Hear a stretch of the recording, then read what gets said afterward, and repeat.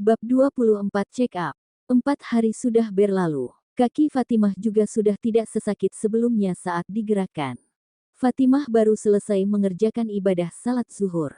Beralih menuju meja rias, menyisir rambutnya. Sambil mendengarkan murotal. Ceklek, ada yang membuka pintu tanpa Fatimah sadari. Siapa lagi kalau bukan Alfian? Hari ini Alfian tidak begitu banyak pasien jadi memutus untuk pulang. Masya Allah. Batin Alfian yang melihat sang istri menggerai rambutnya, hitam panjang dan sedikit bergelombang. Dihampiri Fatimah yang sedang asyik dengan aktivitasnya, tanpa sadar ada yang sedari tadi memperhatikannya. Boleh Kak Al bantu? Astagfirullah, ujar Fatimah yang kaget tiba-tiba ada suara. Dikira Kak Al hantu kali ya. Ih Kak Al yang salah, masuk tanpa mengucapkan salam.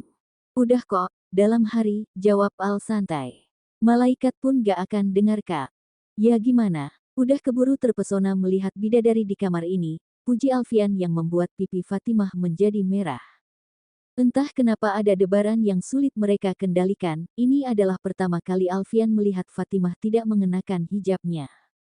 Ada kecantikan yang alami yang terpancar. Kecantikan yang selalu Fatimah jaga. Hanya dialah bisa menikmatinya. Begitu beruntungnya Alfian.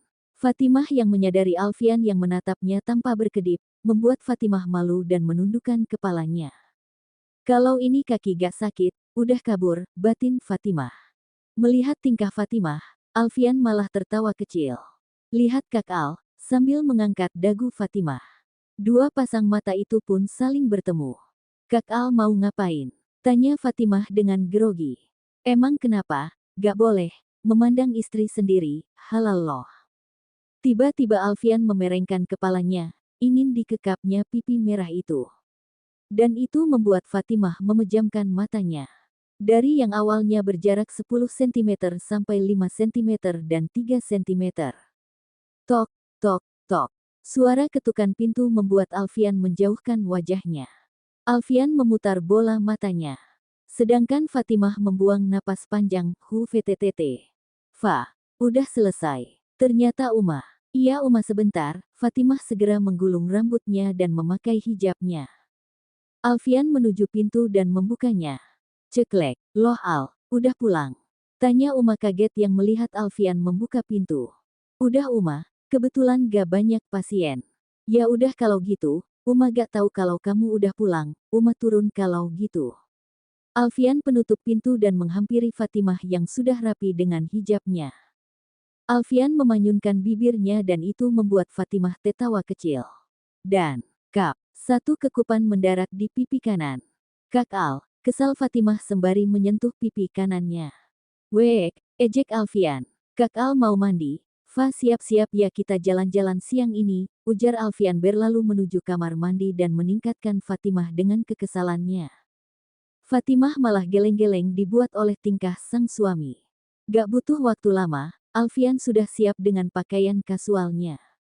Celana katun hitam, kaos putih dan ditambah jaket berwarna navy. Fatimah melihat sang suami dari ujung kaki hingga kepala.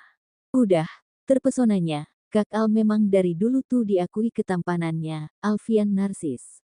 Dan itu membuat Fatimah melempar boneka yang ada di sofa. Narsis, biarin, emang kita mau kemana? Jalan-jalan? Kan kita belum pernah jalan-jalan sebagai pasangan suami istri. Mereka sudah sampai di salah satu pusat perbelanjaan yang terkenal di Yogyakarta. Ternyata Alfian juga mengundang Indah dan pegawai butik. Fa, teriak Indah. Indah dan yang lain pun mendekati Fatimah mengungkapkan rasa rindu mereka. Fatimah melirik Alfian, seakan bertanya. Kok bisa? Alfian hanya mengangkat kedua pundaknya. Mau di sini aja atau mau makan? Tanya Alfian. Ya makanlah, jawab Indah. Biar Indah yang dorong, tambah Indah, sembari mengambil alih tangan Alfian. Alfian tertawa kecil melihat tingkah mereka semua. Mereka pun sampai di restoran yang memang sudah di-booking oleh Alfian. Pak Al, makasih ya udah ketemukan kami dengan Bu Fatimah, ujar Nisa. Alfian membalas dengan anggukan dan senyuman. Suami Bu Fatimah Kasep, bisik salah satu dari mereka. Iya kan, cocok. Fatimah yang mendengar itu membuat Fatimah melihat sang suami. Lagi-lagi Alfian hanya mengangkat kedua pundaknya.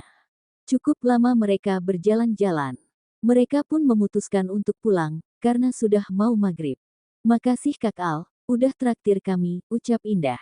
Iya Pak makasih ya, ucap yang lain kompak.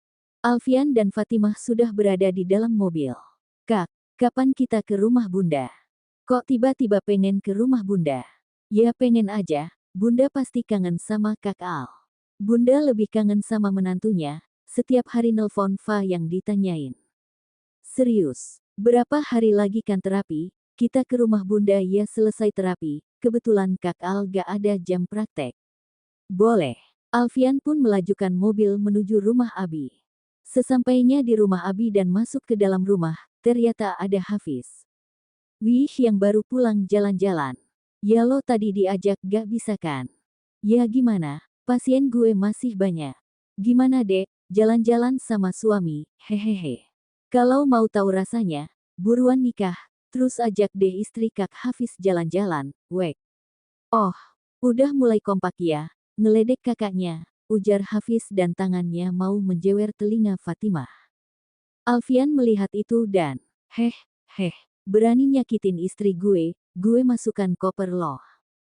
Uma, Hafiz mau dimasukkan ke koper sama Al, teriak Hafiz sembari menuju Uma. Uma yang melihat merek bertiga hanya geleng-geleng, selesai sholat maghrib mereka langsung menuju meja makan. Uma dibantu Bibik menyiapkan menu makan malam ini. Tiba-tiba Fatimah mencoba berdiri untuk duduk ke kursi. Bismillah. Fa, jangan dipaksa nak, ujar Abi. Alfian yang kebetulan dari atas melihat Fatimah mencoba berdiri langsung ditahannya. Ya Allah, sayang kan bisa bilang Kak Al. Gak apa-apa Kak, Fa pengen coba sendiri. Yakin, pelan-pelan. Iya, dengan sedikit usaha akhirnya Fatimah bisa duduk di kursi. Kalau masih sakit jangan dipaksa, ujar Abi. Enggak Bi, Fa bisa kok, Abi tenang aja ya, ujar Fatimah meyakinkan sang Abi sembari menggenggam tangan Abi. Lusa kontrol sekalian terapikan. Tanya Hafiz. Iya Kak. Yuk makan dulu, ngobrolnya dilanjut nanti, ujar Uma sembari mengambil posisi duduk di sebelah Abi. Kak Al mau makan apa? Biar Kak Al ambil sendiri aja ya. Kak izinin Fa melayani kakak ya, Fa gak apa-apa kok, Fa sehat. Kalau di depan pengantin baru ini, berasa seperti anti nyamuk. Bukannya lo nyamuknya, balas Alfian. Abi, Uma dan Fatimah malah tertawa dibuatnya. Udah, gak baik saling berargumen di depan makanan. Tapi beneran Uma, Hafiz merasa seperti anti nyamuk. Nyamuk bukan anti nyamuk. Udah, Kak Al mau makan apa? Tanya Fatimah. Ayam semur dan sayur kacang aja. Ini cukup, udah cukup, nanti kalau kurang gampang. Fatimah pun berlanjut ke menu yang akan dia makan. Cukup segitu, tanya Al yang melihat menu makanan Fatimah cuma sedikit. Cukup. Fa masih kenyang makan bareng anak-anak tadi. Abi dan Uma tersenyum bahagia melihat Alfian dan Fatimah. Uma pun melayani Abi seperti biasanya. Kak Hafiz gak ada yang nanyain nih mau makan apa gitu. Oh, kasihan anak Uma yang satu ini, sini biar Uma yang ambilkan, Hafiz mau makan yang mana? Tanya Uma dengan nada seperti bertanya pada anak kecil. Hafiz mau itu dan itu Uma, jawabnya manja. Manja, gerutu Fatimah. Biarin, Wik. Selesai makan malam dan dilanjutkan sholat Isya, Abi, Uma, dan Hafiz ngobrol di ruang tengah. Malam ini Hafiz izin untuk nginap, karena subuh harus segera ke RSH ada operasi yang harus ditangani. Fatimah dan Alfian sudah di kamar, karena tadi Fatimah sempat merasa pusing. Mungkin efek lelah. Minum obatnya dulu ya, ujar Alfian sembari memberikan obat dan air minum untuk Fatimah minum.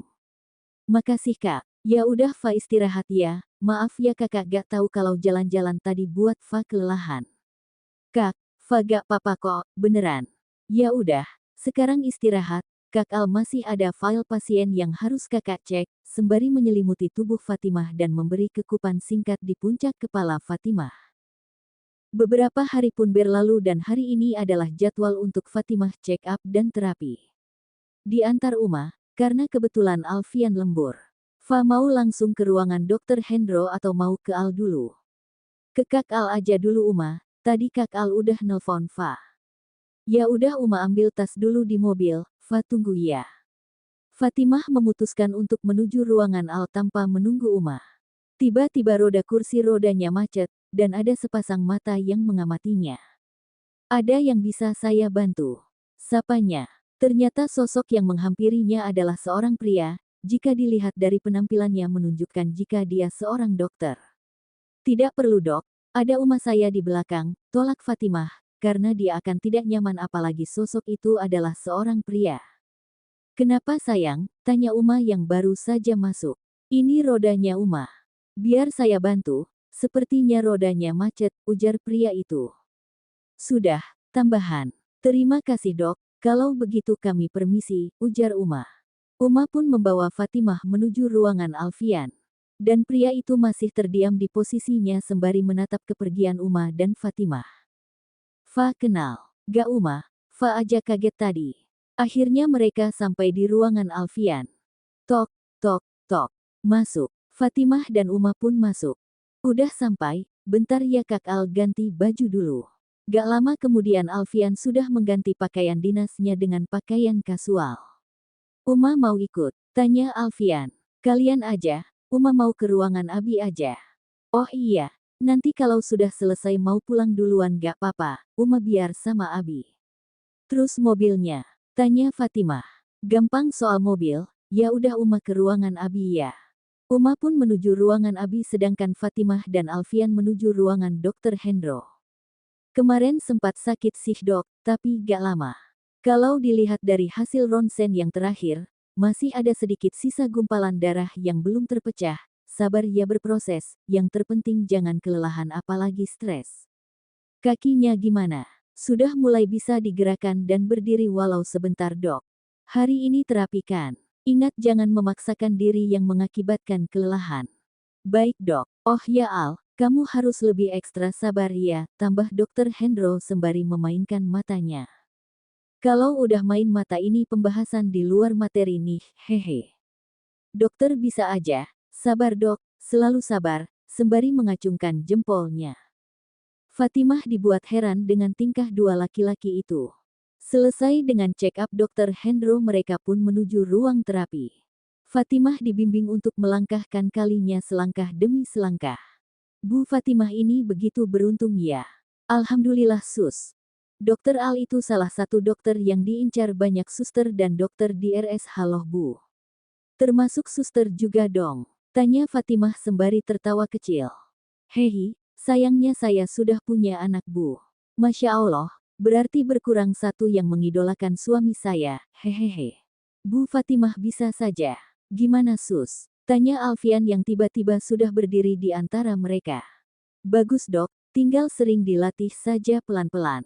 Setelah dirasa cukup terapi hari ini, suster pun mengakhirinya. Sudah bu, nanti tinggal dilatih lagi di rumah secara mandiri ya, dibantu sama dokter Al pastinya, tambah suster yang mengakhiri terapinya. Selesai terapi Fatimah dan Alfian pun bergegas untuk pulang. Sayang tunggu di sini ya, Kak Al ambil mobil dulu. Iya kak, Fatimah menunggu di depan RSH sedangkan Al menuju parkiran. Saat Fatimah sedang menunggu tiba-tiba ada yang menghampirinya. Ternyata dia adalah pria yang sempat menolongnya saat roda kursinya macet. Sendirian, sapanya. Gak, ni lagi nunggu, jawab Fatimah tanpa melihat sosok yang bertanya padanya. Sedang menjalani pengobatan di sini. Iya, oh ya. Kenalkan nama saya Randy dokter di sini.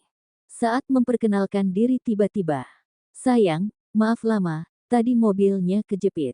Melihat sang suami datang membuat Fatimah membuang nafas lega, huf.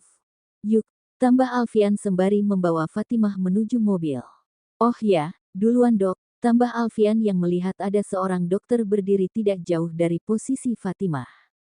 Oh ya silahkan, balasnya. Alfian dan Fatimah pun segera meninggalkan RSH. Woi, jangan ngelamun bos, pasien tuh antri. Kayaknya aku gak asing sama laki-laki tadi. Yang mana? Tuh, sambil menunjuk mobil Alfian. Oh, itu dokter Alfian, spesialis jantung, jawabnya yang kebetulan paham dengan mobil yang Alfian gunakan. Dia itu dokter yang cukup berprestasi sekaligus menantu dari pemilik RSH. Serius? Ya seriuslah. Berarti perempuan yang pakai kursi roda tadi. Oh itu, Bu Fatimah, anak dari Master Aditya, istri dari Dokter Alfian, jawabnya. Udah ah, kenapa jadi ngegosip, balik sono ke ruang praktek, tambahnya.